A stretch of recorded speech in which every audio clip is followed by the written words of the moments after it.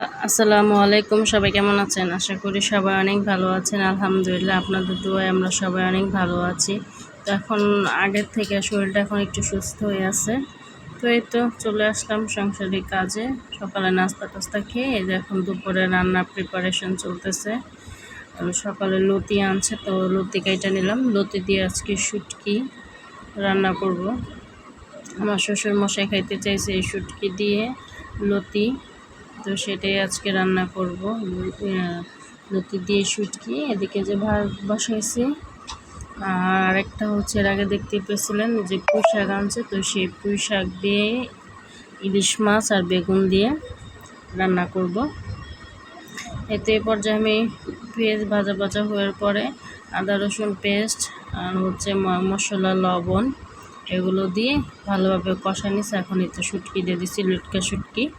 এটাকে আমি ভাইজা ভালোভাবে 2 বার করে গরম পানি দিয়ে বলক দিয়ে সেদ্ধ করছি। তারপর এটাকে মাঝে ভাগ করে মাছের যে কাঁটাটা সেটা আমি ফালাই দিছি।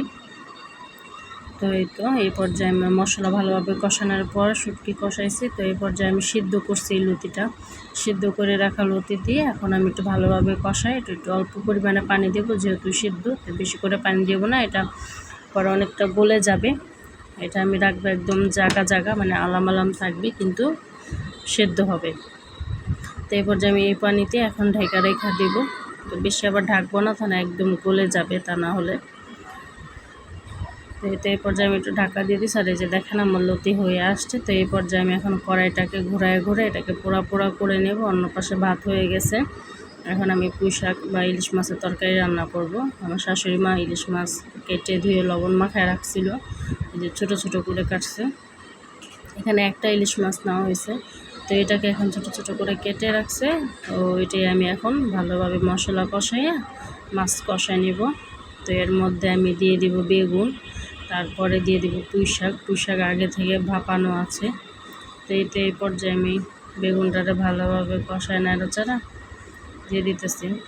তো আমার ভিডিওটা যদি ভালো লেগে থাকে তাহলে অবশ্যই এটা লাইক কমেন্ট এবং শেয়ার করবেন। যারা নতুন আছেন তারা অবশ্যই আমার ভিডিওটা যদি ভালো লেগে থাকে আপনাদের কাছে তাহলে সাবস্ক্রাইব করবেন এবং পাশে থাকা বেল আইকনটি প্রেস করে দেবেন, যাতে আমি যখনই ভিডিও ছাড়ি তখনই সবার আগে আপনি পেয়ে যাবেন আমার ভিডিওটি। তো যেন করে আমার এই পর্যায়ে যে বেগুন দিয়ে ঢাকা দিয়েছিলাম, তো একটু পানি ওঠার পরই আমি পুঁই শাক দিয়ে ভালোভাবে নাড়াচাড়া দিয়ে অল্প পরিমাণে একটু পানি দিয়ে ঢাকা দিয়ে রাখছি। এখন একটু লবণ দেখছি একটু লবণ লাগবে, সেজন্য আমি আবার একটু লবণ দিয়ে দিলাম। আর দেখেন এই পুঁই শাকের তরকারিটা আমার কাছে এভাবে খেতে কিন্তু খুব ভালো লাগে।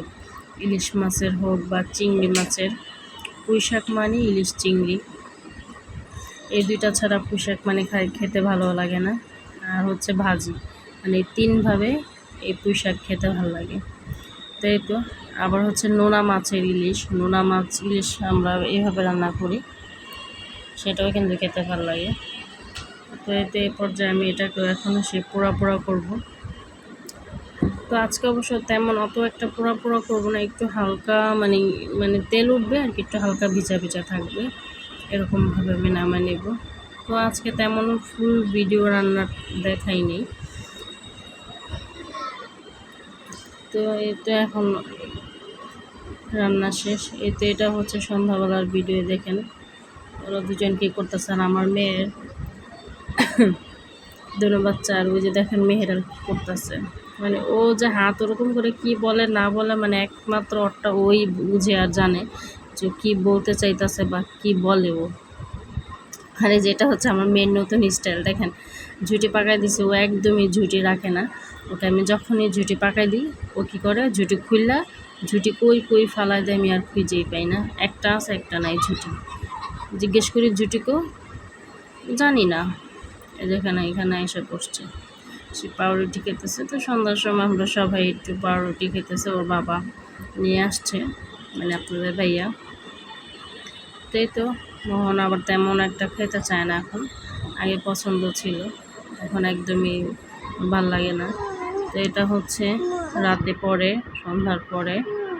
তো গতকাল রাতে মুগ ডাল রান্না হয়েছে, তো আজকে আবার মুসুরি ডাল রান্না হবে। আমার শাশুড়ি মা মানে খেতে ইচ্ছে করছে একটু মাখা মানে চচ্চড়ি সিস্টেম, তো ওইভাবে ডালটা মাখায় নিতেছে। তো তো এখন এই যে চচ্চড়ি ডাল বসাবে। তো এই চচ্চড়ি ডালের মধ্যে কিন্তু আম বলেন, তারপর হচ্ছে যে বড়ই, মানে যে বড়ইটা গাছে গাছ পাকনা বড়ইটা থাকে ওটাকে শুকায় আমার শাশুড়ি মারা রেখে দেয়। তো যখন এই যে এরকম ডাল রান্না করে ঠিক এই পর্যায়ে কী করে 4-5টা বড়ি দিয়ে দেয়। তো শুকনা বড়ি, ওই ডালটা খেতে কিন্তু অসম্ভব ভালো লাগে। তো আমার কাছে আবার বিশেষ করে ভালো লাগে আমার মার হাতের এই চচ্চড়ি। আমার আম্মু আবার এটার মধ্যে একটু টমেটো দেয় বা লাস্ট ফিনিশিং এই পর্যায়ে মানে কয়েকটা ডিম দিয়ে দিতে, যে আমি বলতেই আসি লবণ খেয়ে যে খুব ভালো হয়েছে, খুব টেস্ট। তো এই তো আমার কি যেন মোহনার চাচ্চু আসছে। তো মোহনার চাচ্চু আসার টাইমে এই তো লিচু নিয়ে আসছে। তো সেটাই আমার মেয়ে আবার দেখাইতেছে। দেখেন এই যে মাথায় তেল দিয়ে ওকে আমি পিছন করে একটা ঝুঁটি পাকাই দিছি। এই ঝুঁটিটাও তার বেশিক্ষণ থাকবে না।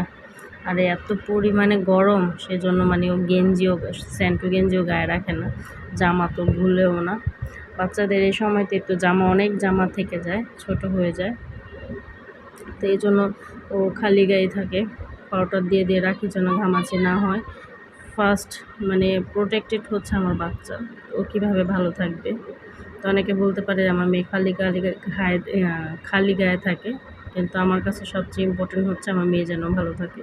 তো এই দেখেন মোহন আর আমি দুষ্টুমি করতেছি। ওইটা হচ্ছে লেচুর কানের বালি। কেউ কি শুনছেন বা দেখছেন দেখে নেন। এটা হচ্ছে নিউ মডেল আবিষ্কার মোহনা। তো লিচুর কানের বালি।